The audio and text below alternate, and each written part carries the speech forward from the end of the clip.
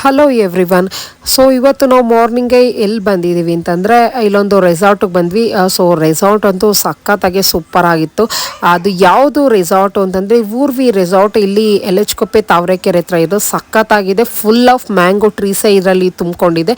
So ಇಲ್ಲಿ ಏನಕ್ಕೆ ಬಂದ್ವಿ ಅಂದರೆ ನಮ್ಮ ಕ್ಲೋಸ್ ರಿಲೇಟಿವ್ದು ಒಬ್ರದ್ದೊಂದು ಎಂಗೇಜ್ಮೆಂಟ್ ಇತ್ತು. ಸೊ ಆ ಎಂಗೇಜ್ಮೆಂಟ್ನ ಈ ಒಂದು ಊರ್ವಿ ರೆಸಾರ್ಟಲ್ಲಿ ಇಟ್ಟಿದ್ರು. ಸೊ ಸಖತ್ತಾಗಿತ್ತು ಎಂಗೇಜ್ಮೆಂಟು.